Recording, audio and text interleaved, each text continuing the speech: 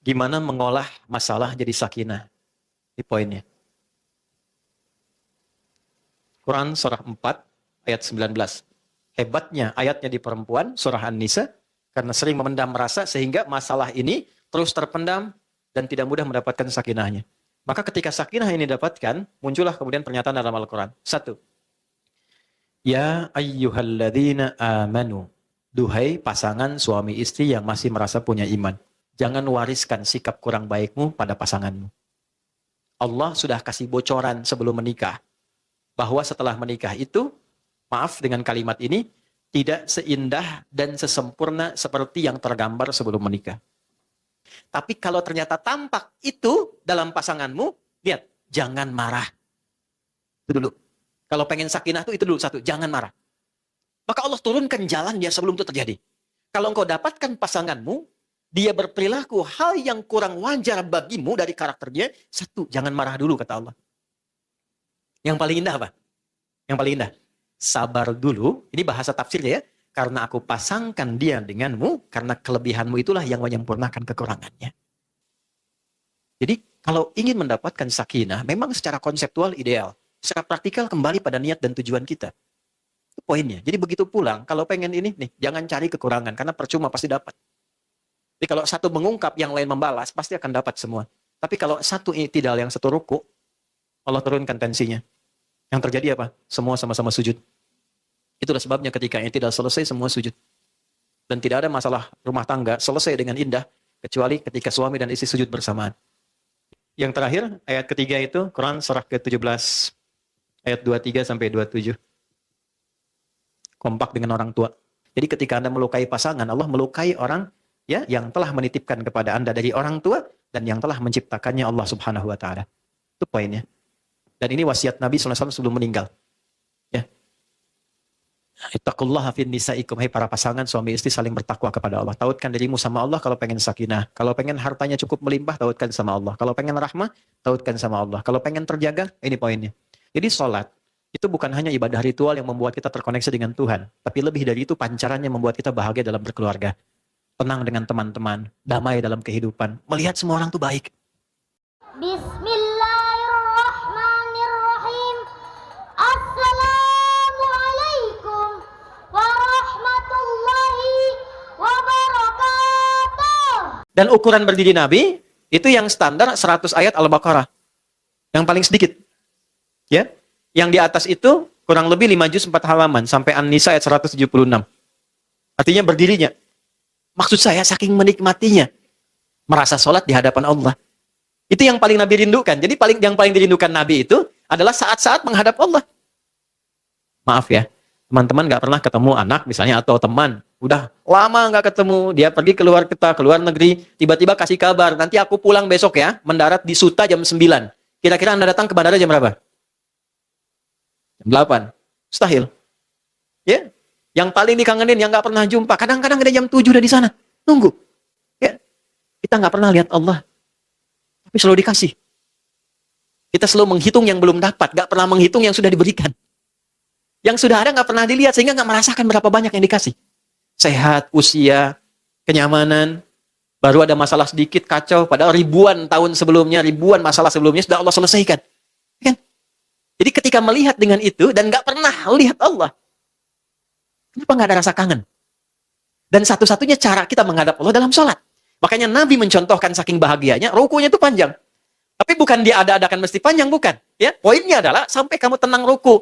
Ternyata di pertemuan lalu kita bicara, ruku itu tempat curhat kita, tempat kita menengadah ke Allah sebelum sujud.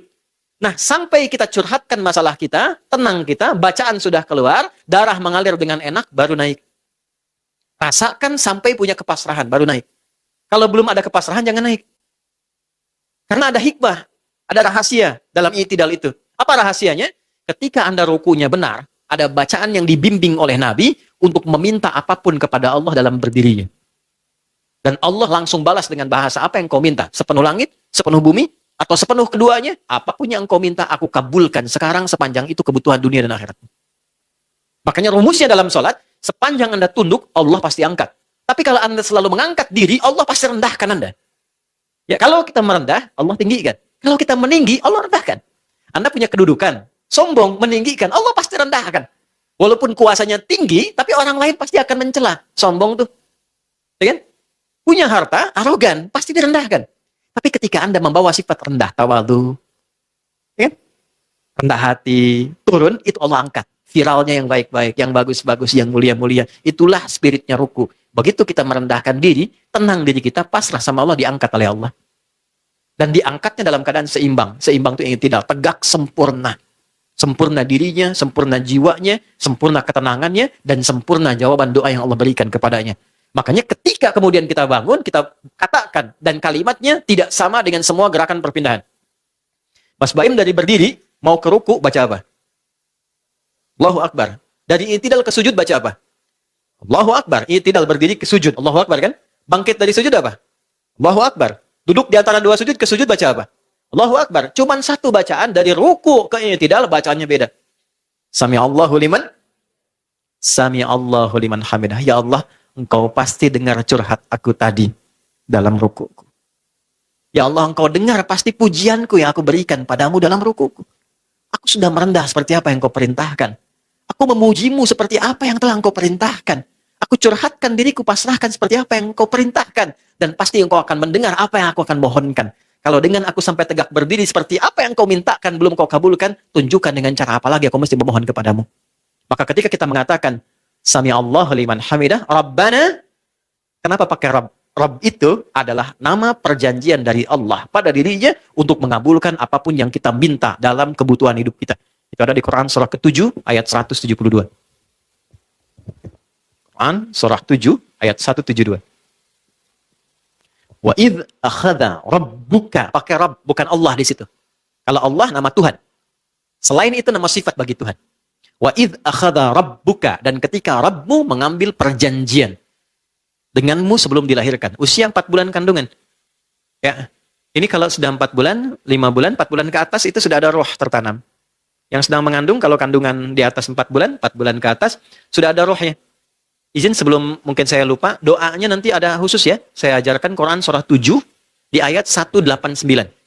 Kalau ada istrinya sedang mengandung misalnya, dan kandungan di atas 4 bulan, misalnya 5 bulan atau seterusnya, banyak-banyak baca Quran surah 7 ayat 189. Ujungnya aja. Ujungnya cukup. Akhir ayatnya. Maaf ya, saya lompat sedikit dulu. Falamma taghasyaha hamalat hamdan khafifa famarrat bih. Falamma athqalat, langsung ke situ, da'awallaha rabbahuma la in ataitana salihah lanakunanna minasyakirin. Istri itu kalau mengandung dari kandungan lemah, ringan sampai yang berat, maka suami harus lebih banyak perhatian, kata Allah.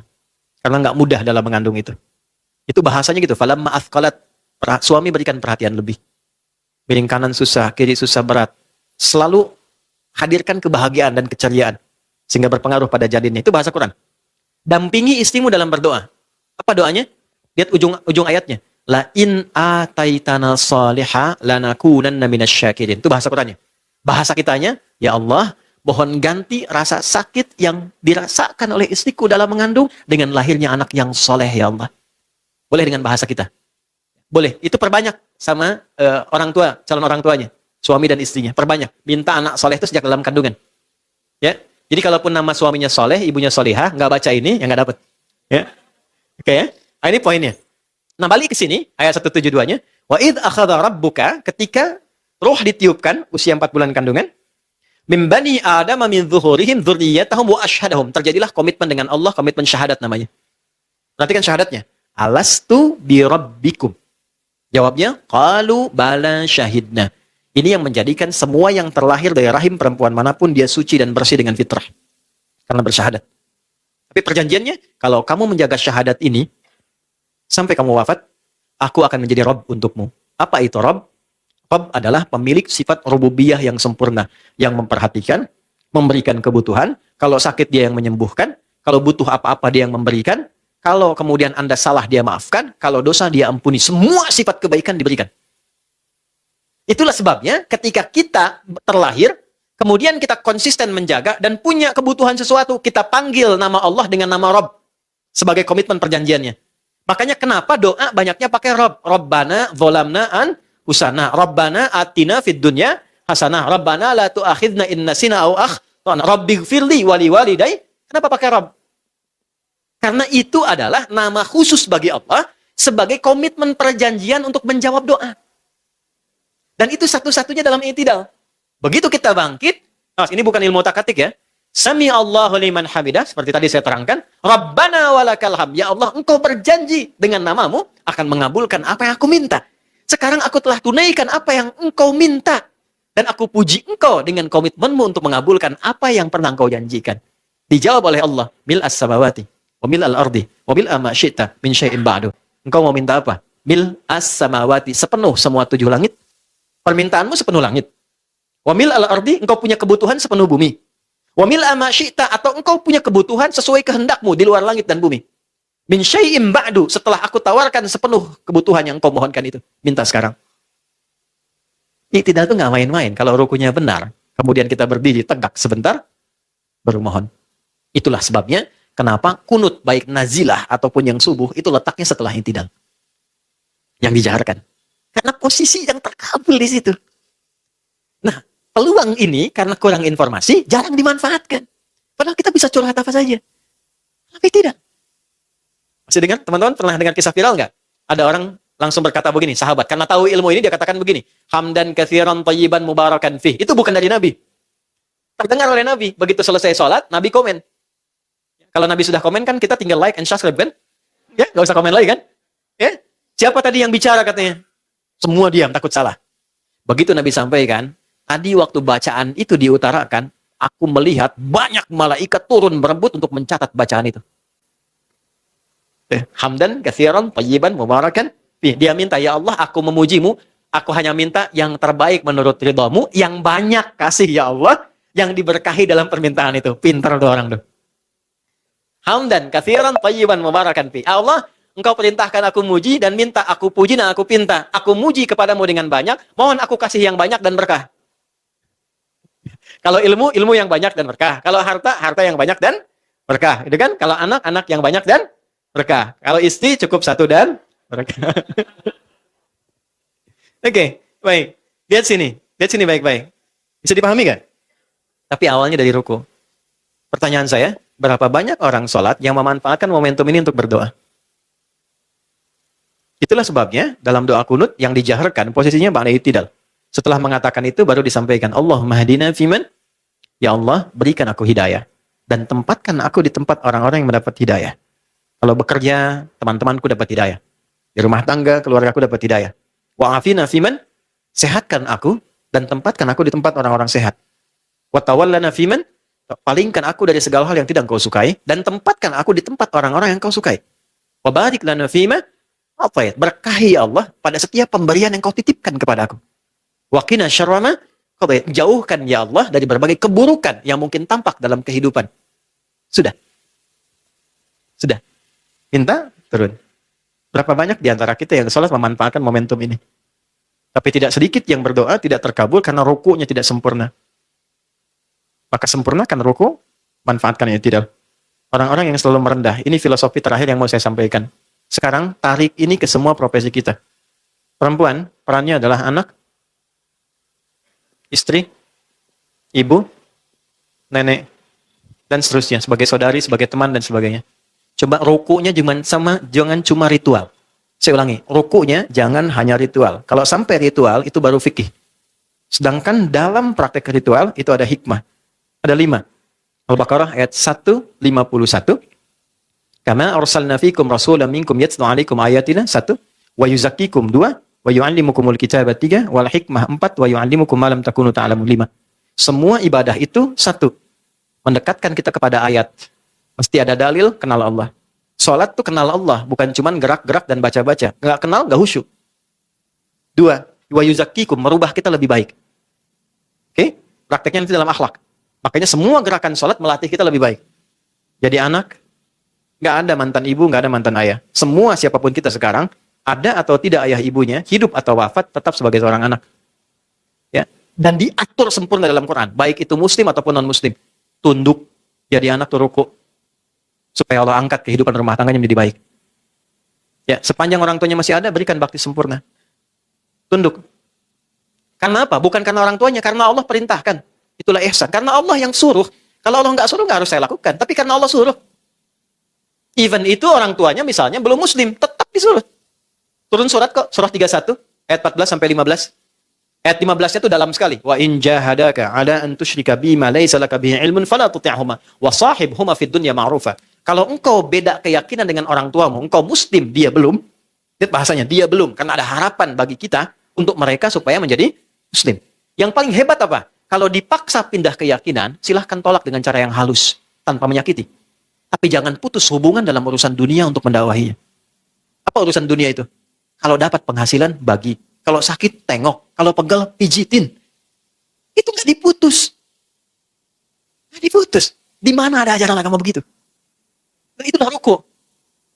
Begitu kita turun, diangkat oleh Allah. Itu yang menjadikan kadang-kadang sinyal hidayah itu meresap ke dalam jiwa. Perhatian muncul. Persoalan hilang. Jadi kalau kita bisa merendah dalam setiap situasi, itu semua kesulitan itu jadi mereda. Problemnya kadang semua itidal. Ada masalah, anak itidal, ibu itidal. Suami itidal, istri itidal. Emang kenapa? Emang kenapa? Nah, nggak selesai. Mesti ada satu dimulai dengan ruku. Ini jadi istri, pasangannya suami. 3 ayat. Dan semua ayatnya bercerita tentang ruku dan itidal. 1, ini ayat viral yang dimulai saat akan menikah. Dan ditempel dalam surat undangan. Problemnya, yang ngundang tidak baca. Yang diundang suruh baca. Ya kan? Itu ada surat Rum kan, ayat 21. Ya kan? Wa min ayatihi an khalaqalakum min anfusikum azwaja litaskunu ilaiha wa ja'ala bainakum mawaddah wa rahmah. Ya kan? Itulah disingkat sakinah, mawaddah dan rahmah. Disingkat jadi sama, nah tempatnya musyawarah, ya. Belum ada kata sepakat ke musyawarah terus tuh. Lihat sini, samara, sakinah, mawaddah dan rahmah. Apa itu sakinah? Oke, saya mulai dengan 1 juta dulu. Saya serius. Naik 5 juta. Saya serius. Boskunya saya aja sekarang. 10 juta. Saya serius. Tenang? Belum. Umroh. Waktu habis sudah. Sakinah itu asalnya bukan tenang. Kan tenang sakinah itu. Asalnya adalah kedamaian yang dilahirkan setelah selesai persoalan. Asal sakinah itu dari peribahasa Arab begini. Sakanatis syajaratu idza dhahabatir rih. Paham? Tidak. Ini pohon. Ini ada dahannya. Saya nggak pandai menggambar, mohon maaf. Ada angin kencang. Biasanya kalau angin makin kencang, goyang kan? Ya. Nah, ketika anginnya telah pergi, pohonnya kemudian tegak kembali, dahannya tegak kembali dan tenang, inilah sakinah. Sakanatis syajaratu, tenang pohon dan dahan itu, idza dhahabatir rih, ketika angin yang menerpa itu tenang, pulang, hilang kembali. Sakanatis safinatu idza dhahabatil amwaj. Kapal itu tenang, tidak bergoyang lagi ketika ombak yang menerpanya pergi. Allah kirimkan angin untuk membuat dahan ranting atau ranting di pohon ini, maaf, untuk dia bergoyang atau untuk lebih kuat? Lebih kuat. Semakin kencang, semakin bertahan, semakin kuat kan? Akarnya kuat, batangnya kuat, rantingnya kuat. Allah kirimkan gelombang-gelombang di lautan itu menerpa kapal, semakin goyang, semakin diriset kan? Ya kan? Bikin semakin lebih bagus, lebih kuat. Ini gambaran. Inilah sebabnya kenapa gambaran ini seringkali dibawa dalam kehidupan rumah tangga. Bahtera rumah tangga. Kalau disebut bahtera, pasti ada ombaknya. Kalau Anda berumah tangga, nggak pengen punya masalah, itu mustahil. Jadi ketika memutuskan saya terima nikahnya, si fulan dan si fulan, binti fulana, dengan mas kawin sekian dibayar tunai, artinya Anda siap masuk bahtera, siap menempuh masalah. Jadi nggak mungkin ada rumah tangga yang tidak ada masalah, itu mustahil. Nabi aja yang dijamin masuk surga. Ayat surga 1 surat turun Al-Kautsar. Dekat dengan Allah, dipuji oleh Allah, akhlaknya Quran, tetap ada masalah. Anda bukan Nabi, Rasul bukan. Ayat surga nggak ada sampai sekarang untuk kita. Ya kan? Nggak ada pujian langsung dari Allah untuk kita. Lalu menikah, nggak pengen punya masalah. Itu mustahil.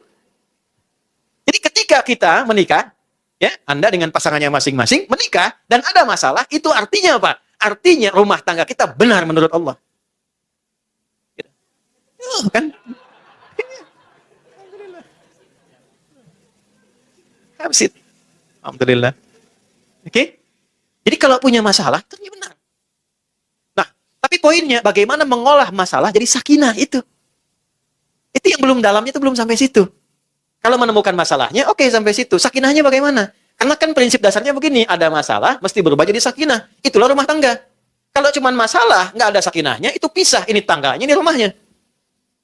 Gitu. Itu terus keinjak. Tangga kan diinjak. Keinjak terus, tapi nggak pernah mendapatkan kenyamanan berada di rumah. Ini Jadi disatukan itu ada filosofinya. Kita keinjak, tapi belajar dari injakan itu untuk menapak sesuatu yang lebih tinggi. Dan ke atas itu kan kepada Tuhan. Makanya ayat keduanya muncul. Apa ayat keduanya? Quran surah 4. An-Nisa. Ayat 19. Dan hebatnya, kenapa adanya di An-Nisa? Dan suratnya kenapa surat perempuan, bukan laki-laki? Karena dalam kehidupan rumah tangga, yang sering merasakan beban hidup dalam kehidupan rumah tangga itu lebih banyak terpendam pada perempuan dibandingkan laki-lakinya.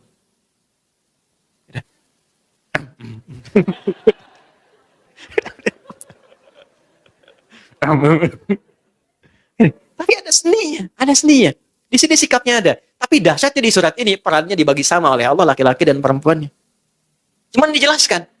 Karena kenapa? Itulah sebabnya disebut nisa. Dari kata nasa kan? Laki-laki tidak. Rajul, jamaknya rijal. Dari kata rijlun, kaki. Kaki itu menopang. Suami itu topangan, kuat, kokoh.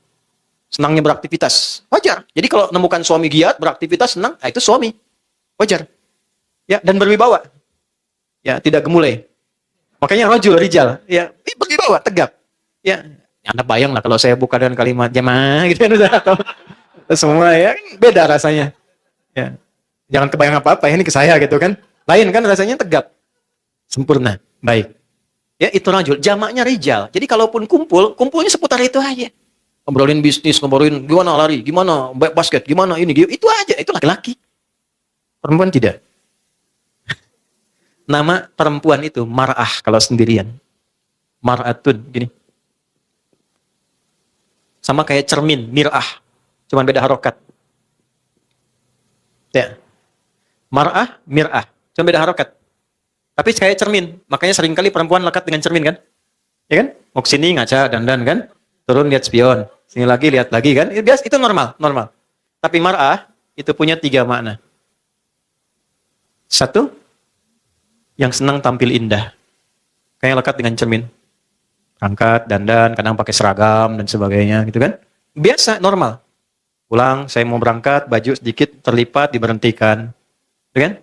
Antum boleh mayor, misalnya di TNI, ataupun Polri, tapi tetap istri itu letkol tituler kan?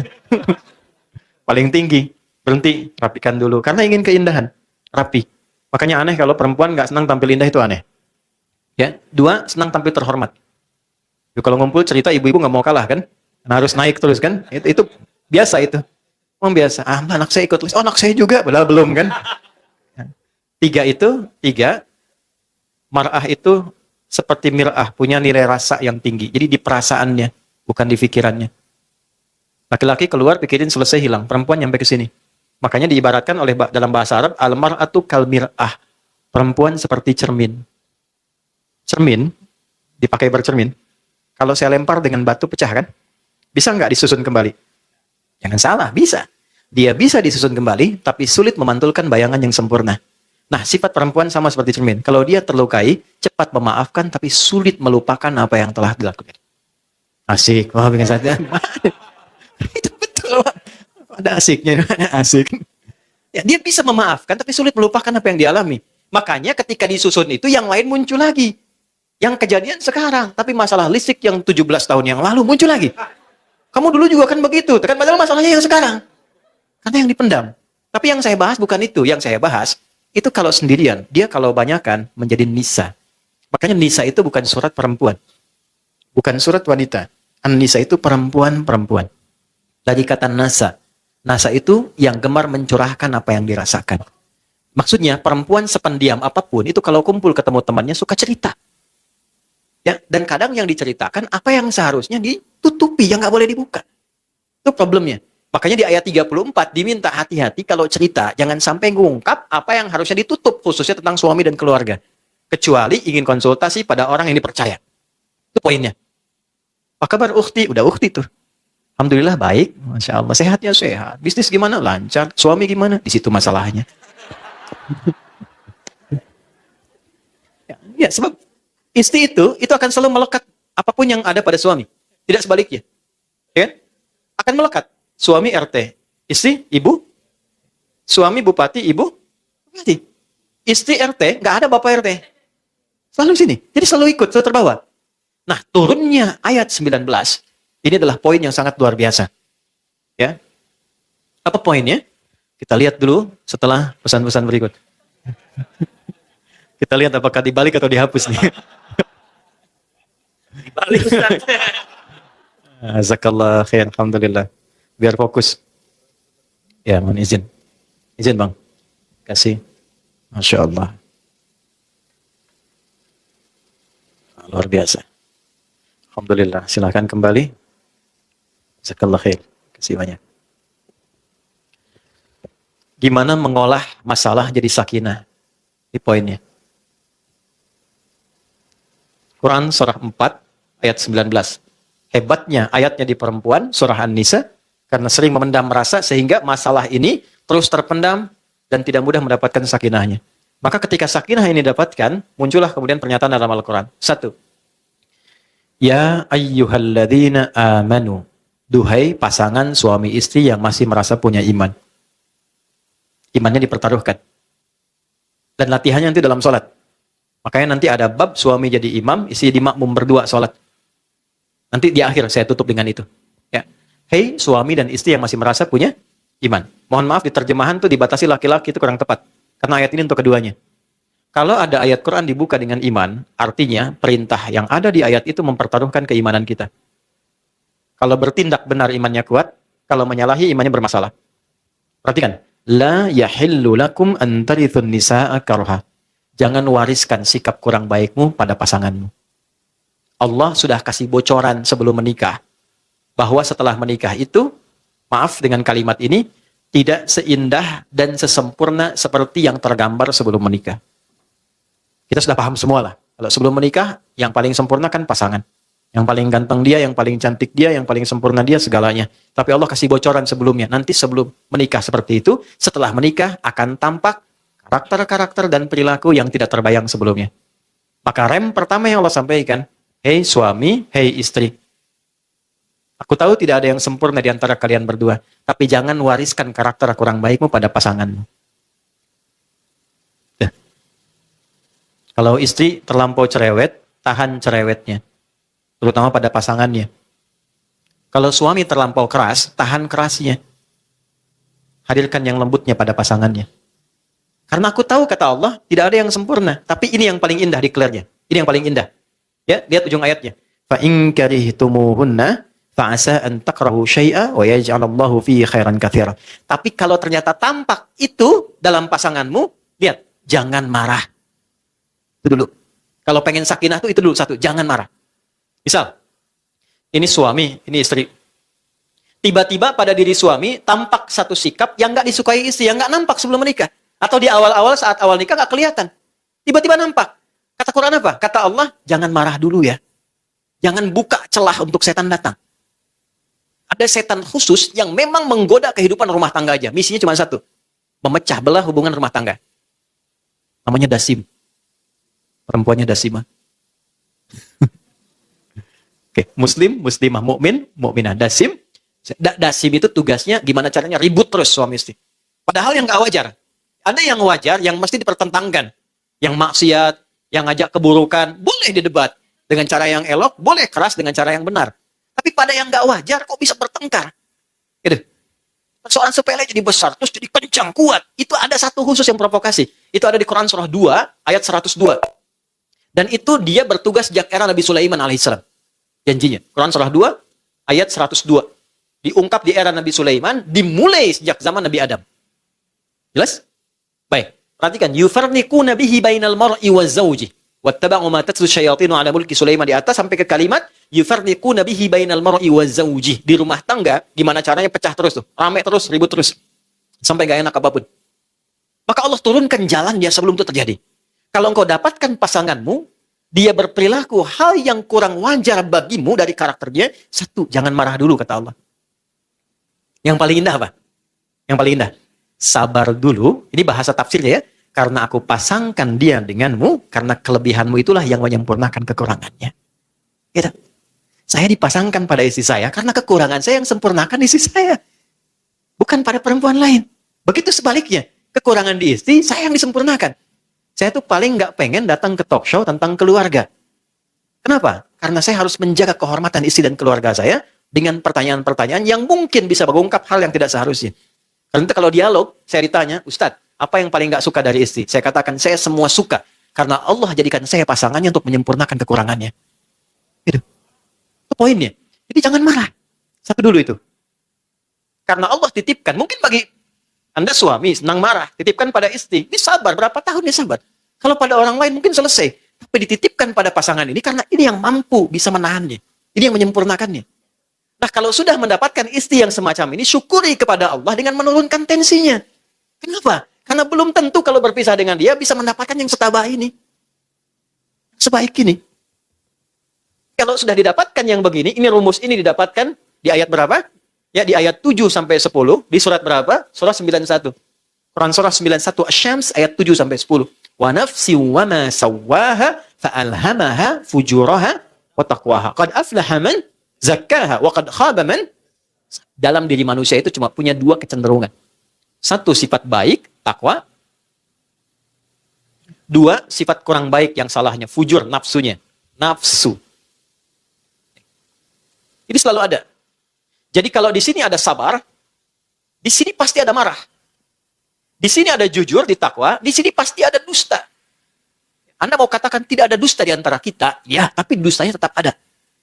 Jelas. Ya, kalau di sini ada rendah hati, di sini pasti ada sombong. Nah, caranya bagaimana mengolahnya? Perhatikan baik-baik. Saya ambil bagian pertama saja, sabar dan marah. Perhatikan kalimatnya. Qad aflaha man zakkaha. Sungguh bahagia orang yang mampu mengolah, menyuci keadaan jiwanya ini sehingga melahirkan sifat baiknya. Oke, masih belum kita tangkap kalau sampai situ. Kasih permisalan. Teman-teman, ibu, teman-teman, kalau nyuci, dibuang bajunya atau kotorannya? Kotorannya. Nggak mungkin, saya nyuci, buang bajunya. Nyuci, buang bajunya. Pasti kotorannya kan? Baik, nyuci, itu pada yang kotor, pada yang bersih. Pasti pada yang kotor. Yang bersih nggak akan dicuci. Jadi Allah ciptakan kotoran itu bukan ingin membuat baju kotor, tapi ingin menampakkan kebersihannya. Sebab kalau nggak ada yang kotor, nggak kelihatan bersihnya. Sama persis, Allah ciptakan marah, bukan ingin menjadikan suami pemarah, bukan. Tapi ingin menampilkan kesabaran dalam istri, karena ada masalah di depan yang butuh kesabaran meningkat lagi. Jadi kalau menemukan suami marah, cepat cari lawannya. Sabar. Suami datang marah, istri sabar. Jangan tambah marah. Ya? Datang marah-marah, ya, tenang aja dulu. Kamu kenapa diam? Harusnya bagaimana, Mas? Nah, nanti lama-lama sadar, maafkan saya. Iya, sebelum minta udah saya maafkan. Enak begitu. Kamu kenapa? Emang kenapa? Itu tahu semua kan? Ya kan? Oke. Cari lawan. Ini prinsipnya begini, cari lawan. Di sini ada cemberut, lawannya apa? Senyum. Jadi ketika suami pulang menemukan istri cemberut, diam aja, istri datang. Lihat, cemberut, suami datang. Cari lawannya. Apa lawan cemberut? Senyum. Saya kayaknya kenal. Udah habis itu nih iPhone 15. Oh, senyum lagi tuh. Itu teorinya mudah. Prakteknya tidak semudah yang disampaikan. Ya, betul. Ustadz juga sama. Saya serius. Makanya jarang kan ada ustadz ceramah buat istrinya kan? Ini live nggak? Assalamualaikum. Oke. Ini nggak mudah. Nah, ini yang menjadikan dan mengantarkan pada sakinah. Kalau nggak begini susah. Keluhan terus capek. Makan nggak enak. Pikiran. Capek. Nggak ada hubungannya dipikirin lagi. Capek kadang-kadang anak korban. Ya, papa, diam kamu. Padahal dia udah nunggu udah tadi bikin karya. Ya. Mas, ada tas saya nggak yang hitam di bawah nggak? Enggak. Karena saya ingat disimpan di bawah jok. Saya tuh selalu bawa di tas hitam. Di tas itu ada kertas. Kertas itu selalu bawa kemanapun. Kenapa? Satu kali saya pulang dari dakwah, cukup malam, ternyata dua anak kami menyambut. Nomor 2 dan nomor 3. Usianya dulu masih kecil lah waktu dia bikin itu. Ternyata dia bikin gambar. Gambar, sosok lagi pergi pakai peci, dia tulisin Buya sedang mengajar. Terus dua anak ini menunggu. Dia tulis di atasnya. Terima kasih ya Allah, engkau kirimkan Buya terbaik untukku. Buya, engkau adalah ayah terbaik untukku. Lalu dia titipkan, Buya nanti buka ya. Salam. Kita ketemu main. Itu saya bawa, saya pegang. Itu yang menjadikan kita nggak berhak marah sama anak. Bisa. Anda boleh jadi apapun di luar. Direktur silakan, manajer silakan, orang hebat silakan. Mau jadi apapun silakan. Tapi ketika ke rumah, istri Anda menginginkan suami. Anak Anda menginginkan ayah. Nggak usah dibawa sifat di luar. Bawa aja sifat di dalam. Itu. Saya ini di rumah, teman-teman. Nggak pernah saya disebut ustadz, syekh, kiai, nggak pernah. Demi Allah saya katakan, nggak pernah seumur-umur saya pulang ke rumah, anak saya nyambut, kiai, nggak ada. Pengen ayahnya. Amil itu yang sekarang 11 tahun. Itu 2 tahun, tunggu saya. Jadi janjiannya, kalau saya mengajar, istri saya cerita tentang saya. Buya mengajar, supaya Allah senang. Kalau Allah senang, kita dapat kebaikan. Nanti gantian, kalau saya pulang, saya main, nanti saya cerita tentang istri saya. Bunda di sini sayang, nemenin kakak dan sebagainya. Nanti kalau Buya sedang mengajar, harus sayang bunda dan sebagainya. Itu ketika diceritakan, pulang ditunggu, teman-teman. Tunggu, saya pulang setengah 11 waktu itu, dia tunggu. Duluan. Begitu saya buka, Buya, dia peluk. Main bola yuk, main bola kita. Udah selesai bola, main kuda yuk, main kuda. Sampai tidur di pangkuan. Karena dia pengen ayahnya. Dia nggak peduli deh. Apakah ayahnya ustadz, kiai, nggak peduli. Dia pengen ayahnya. Istri pengen suaminya, suami pengen istrinya. Jadi kalau ingin mendapatkan sakinah, memang secara konseptual ideal. Secara praktikal kembali pada niat dan tujuan kita. Itu poinnya. Jadi begitu pulang, kalau pengen ini, nih, jangan cari kekurangan. Karena percuma pasti dapat. Jadi kalau satu mengungkap, yang lain membalas, pasti akan dapat semua. Tapi kalau satu i'tidal, yang satu ruku, Allah turunkan tensinya. Yang terjadi apa? Semua sama-sama sujud. Itulah sebabnya ketika i'tidal selesai, semua sujud. Dan tidak ada masalah rumah tangga selesai dengan indah, kecuali ketika suami dan istri sujud bersamaan. Yang satu jadi imam, satu jadi makmum. Itulah yang dijadikan di ayat ke-18 di surah 51. Kalau Anda ingin mendapatkan sakinah tiap hari, coba bangun malam, suami istri, walaupun nggak terlampau malam. Setelah selesai, wabil asharihum yastaghfirun. Menjelang subuh, dua-duanya saling mengoreksi diri. Suami minta maaf ke istri minta maaf ke suami. Kalau sudah ada keluarga, lebih enak lagi. Sayang, maafkan aku ya. Aku mungkin belum jadi suami yang baik sampai hari ini. Ayah yang baik. Allah titipkan aku membersamai kamu. Mohon maafkan, karena memang gak ada yang sempurna. Kalau aku pulang hari ini lebih dulu kepada Allah, mohon ridho dengan semua sikapku. Dibalas lagi. Aku yang banyak salah mas. Begini. Itu semua. Begitu selesai. Astagfirullah ya Allah. Mohon ampun ya Allah. Minta maaf ya Allah. Sujud. Selesai. Kalau percaya silakan. Bedakan rasanya. Rasakan bedanya. Pasti akan terasa bedanya. Itu. Kira ya? Enggak, tapi ini nyata. Ya. Yang terakhir, ayat ketiga itu, Quran surah ke-17, ayat 23 sampai 27. Kompak dengan orang tua. Ya, kunjungan. Datang, ajak istri, temuin orang tuanya suami. Kalau sudah meninggal, ke kuburan, ziarah. Nanti sebaliknya, pekan depan, bulan depannya lagi, kemudian suami ajak keluarganya istri. Supaya dapat pencerahan. Kan yang nikahkan wali dari keluarga. Wali itu kan bukan cuman maaf, bukan cuman menikahkan selesai, tidak. Tapi mendampingi, membimbing harmoni, menemani. Itu poinnya. Dan ternyata mendekatkan pada orang tua itu lebih memberikan capture kepada kita kebahagiaan yang nyata. Lihat orang tua itu malu kalau berantem depan orang tua. Malu kalau nggak kompak. Nah, sifat malu itu yang diakumulasikan membuat kita mengoreksi diri. Maka tidak jarang terkadang ada suami istri yang jadi lebih baik ketika sering bersilaturahim dengan kedua orang tuanya. Belajar, cerita. Ya, istri saya cerita tentang ayah ibunya, saya cerita tentang ayah ibu saya. Ngobrol sama-sama. Lalu berdoa. Yang paling indah kalau satu meninggal, sujud, berdoa bareng-bareng, nangis sama-sama. Itu paling enak. Memang kelihatan ideal, karena Allah yang turunkan. Tapi menjadi praktikal untuk kita, bergantung pilihannya pada kita semua.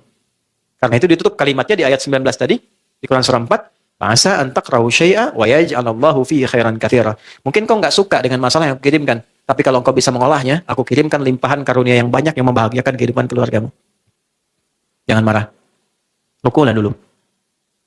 Setelah itu koreksi masing-masing. Benar nggak niat nikahnya? Sayang nggak? Betul nggak dengan akadnya? Ya, karena yang paling penting adalah Allah declare-nya jelas. Ini titipan saya untukmu, bukan sekedar pasanganmu. Yang nitipkan Allah, yang tanya Allah. Jadi ketika Anda melukai pasangan, Allah melukai orang ya yang telah menitipkan kepada Anda dari orang tua dan yang telah menciptakannya Allah Subhanahu wa taala. Itu poinnya. Dan ini wasiat Nabi sallallahu alaihi wasallam sebelum meninggal. Ya.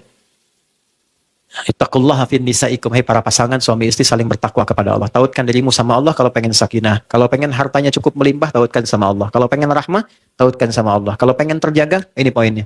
Jadi sholat itu bukan hanya ibadah ritual yang membuat kita terkoneksi dengan Tuhan, tapi lebih dari itu pancarannya membuat kita bahagia dalam berkeluarga, tenang dengan teman-teman, damai dalam kehidupan, melihat semua orang tuh baik. Saya heran kenapa harus ada prasangka yang gak baik gitu. Ya, saya dilatih oleh guru, oleh orang tua, lihat orang semua baiknya. Kalau pernah salah, nggak ada yang sempurna. Saya aja salah kok. Saya paling senang kalau ada orang, Ustadz, saya mantan napi, alhamdulillah. kasih senyum yang sama, baik. Pernah ada orang cari saya ke Bekasi, kaget semua. Izin Pak, saya adalah mantan pembunuh yang dipenjara di sini. Saya ingin ketemu Ustadz Adi. Oh, nggak ada yang kasih akses. Tiba-tiba Allah kasih jalan papasan. Ustadz, nangis peluk. Alhamdulillah Ustadz, saya tobat karena Allah. Gini. Saya ceramah Ustadz. Ini bukan ceramah saya. Allah yang kasih, Alhamdulillah. Dah, jadi teman, jadi sahabat. Nggak ada yang sempurna. Jadi kalau kita ngelihat semua teman kita baik, insya Allah Allah kasih jalan. Tapi ada ruang. Di rumah tangga pun nanti nggak sama keadaannya. Ada yang mendekatkan kepada kebaikan, ada yang terus ngajak maksiat, ada babnya masing-masing sampai bab puncaknya. Bab tentang tolak, bab tentang macam, itu ada babnya semua. Sampai bab puncaknya. Kalau kita ikutin semuanya, nah poinnya satu. Keduanya itu punya niat yang baik untuk berubah. Itu ada di Quran surah 4 ayat 35. In yurida islaha yuwaffiqillahu bainahuma. Kalau keduanya punya niat berubah, itu pasti akan dipersatukan. Tapi kalau niat itu nggak ada, tetap mempertahankan egonya, maka nanti pelan-pelan tuh diarahkan sampai ke puncaknya. Sampai ke akhirnya. Nah, ini ruku dan i'tidal. Halo? Kenapa dia begini? Ya. Baik-baik ya semuanya ya. Ya, baik-baik, sehat-sehat. Ya, kita diciptakan baik, diciptakan juga damai, diciptakan tenang, maka tugas kita membentuk ketenangan dan kebaikan itu. Setelah itu kemudian apa? Sujud. Dan tidak ada posisi paling indah kecuali saat sujud. Sujud itu banyak bentuknya. Sujud ibadah, sujud syukur, sujud tilawah. Kalau baca Quran ketemu ayat sajadah kan? Sujudnya apa? Oke, kalau kita punya harta, kemudian dapat tambahan promosi jabatan, ada sunnah sujud kan? Ya, i'malu ala Dawuda syukra. Ya, keluarga Daud syukur sujud mereka karena diangkat jadi raja, dapat jabatan dan sebagainya. Ada sunnahnya. Ya, begitu dapat sesuatu, sujud itu ada sunnahnya. Jadi begitu merendah Allah angkat lagi. Misal dapat proyek bagus gitu kan, sujud tuh. Itu Allah angkat lagi. Itu dipopulerkan di kalangan para ulama. Muhammad Salah kalau golin sujud ya. Kan? Terus yang lain itu walaupun dilatih begitu mungkin belum tahu, tapi secara hikmah itu ketika kita merendah Allah ngangkat. Ketika kita meninggi Allah rendahkan.